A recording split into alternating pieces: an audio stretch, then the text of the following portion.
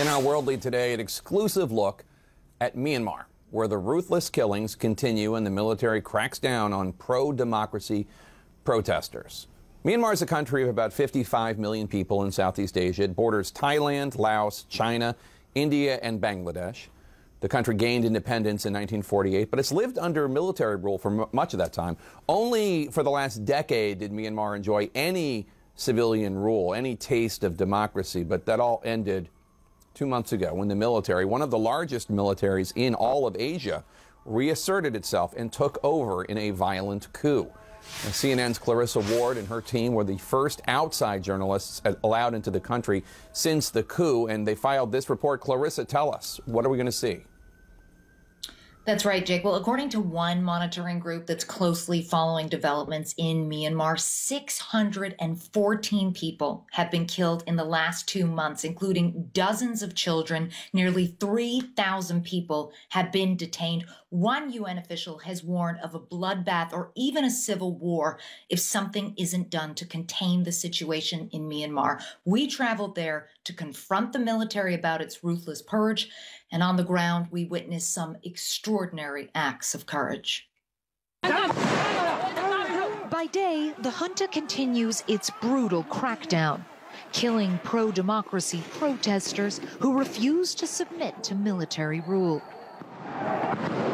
At night, the raids begin as soldiers round up activists and drag away the dead, their bodies evidence of the military's shoot-to-kill tactics.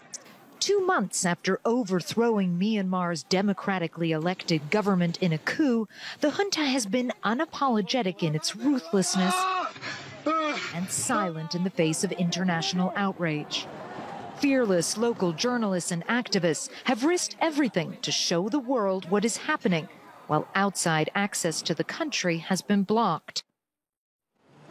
But now the military has granted CNN the first access to visit Myanmar. From the moment we arrive, our movements are tightly controlled. Gives you a sense of the intense level of security with us. 1, 2, 3, another 3 over there. 6 trucks full of soldiers accompanying our every move. At township offices across Yangon, alleged victims of the protest movement dutifully await us. They tell us they have been beaten and threatened and humiliated by the violators, a pejorative term the military uses for the pro-democracy protesters.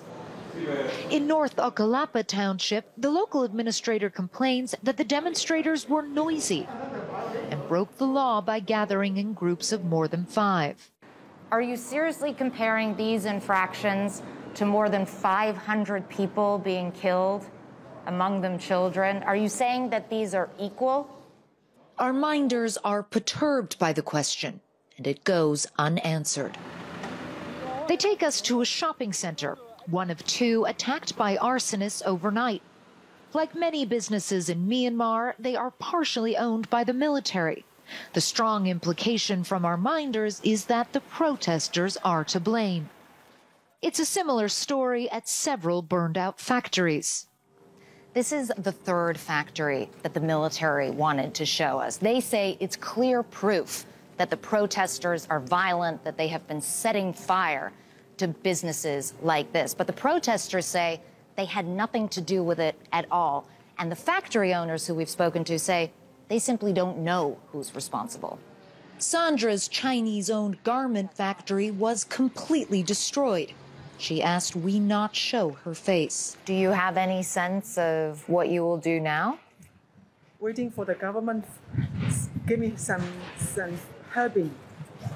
Yeah. Who is the government right now in Myanmar? Sorry, is that a hard question? Yeah. I don't know. Every moment of our visit is carefully choreographed. When protesters begin posting about our movements on social media, the military cuts off Wi-Fi across the country. Still, from the window of our convoy, we catch glimpses of reality.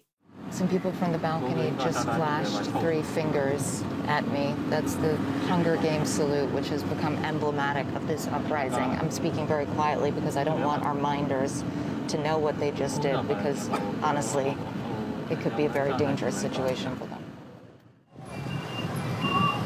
We pass a small protest rejecting Myanmar's return to more than half a century of repressive military rule. Their banner calls for a spring revolution. Our minders won't let us stop. Finally, after days of pushing, we are allowed to visit a public space, an open market. We avoid approaching anyone, mindful of the fact that we are surrounded by security forces. But within minutes, one brave man flashes the three-finger salute. I saw that you made a sign. Yes. Tell me what you mean by making that sign. No, we don't. You just stand back. Okay? Justice. We want justice. You want justice? Justice, yes. Moments later, another man approaches. Not scared. Not scared. Not weapon. We don't have a not weapon. Not scared. But every day, fighting. Every day. Just like that. Just like that. They're banging. As word of our presence spreads, we hear an unmistakable sound. Banging pots and pans is a tradition to get rid of evil spirits. But it has become the signature sound of resistance. We do want democracy. This young teacher says she ran to talk to us when she heard the noise. You want democracy? We want democracy. We don't want military coup. You know we're surrounded by military, like this guy. I'm not afraid at all. If we are afraid, we people around here will not hit the band and the pen. Like many young people, she sees her future being ripped away. We don't want to go back to the dark age. We lost our voice, and we had democracy only for 10 years because we don't have weapons, we don't have guns, just only we have voice. But even words can be punished here.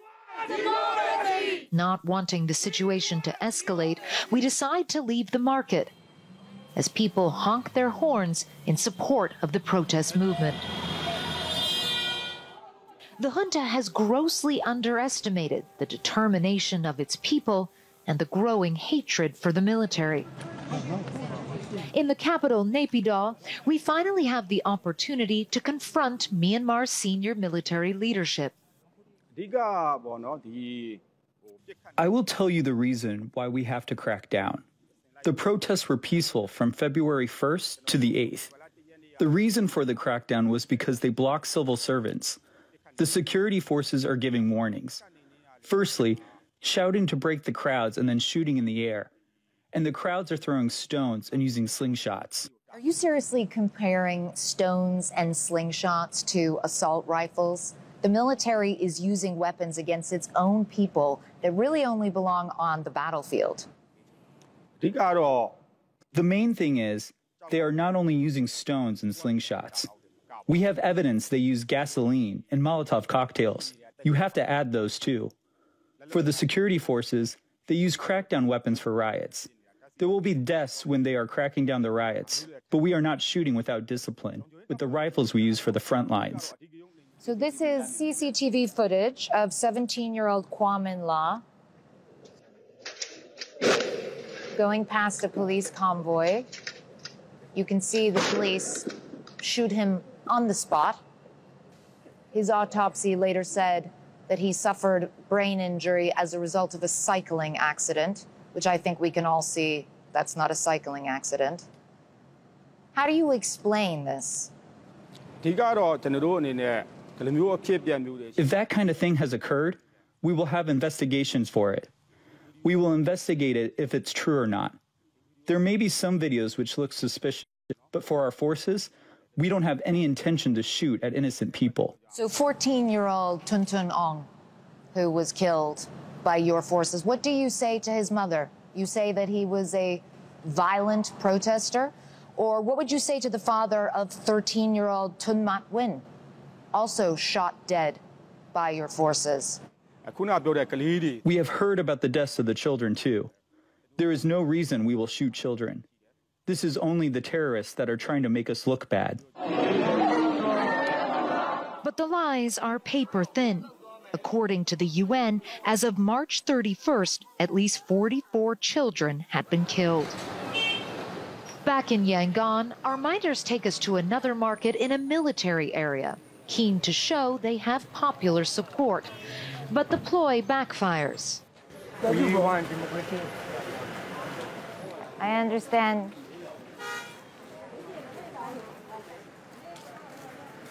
Man just told me we want democracy as he walked past, but he was too scared to stop and talk. Others are more bold. Please save our country.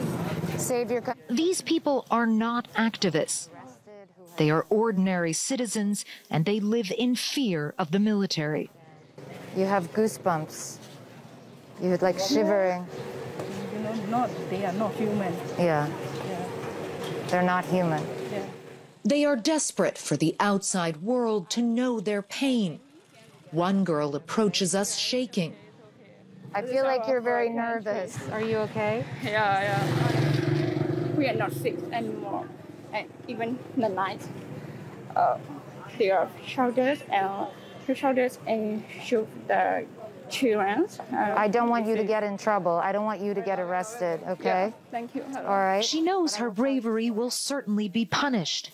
But this is a resistance movement built on small acts of great courage. And Jake, I have to tell you that that woman was arrested just after she ran away from us, along with 7 other people who were arrested. Their only crime was talking to CNN, expressing their fears, expressing their hopes for a better future. Thankfully, they were all released after a couple of days, all 8 of them. But really, this is just an illustration, Jake, of how threatened the military is by this popular movement. The military does not have the support of its people, and also an illustration of how extraordinarily brave these men and women are, risking their own security to make the voices of the people heard, Jake. Their courage is just unbelievable. And Clarissa, Myanmar's special envoy to the United Nations has called for tougher sanctions. What impact would that have?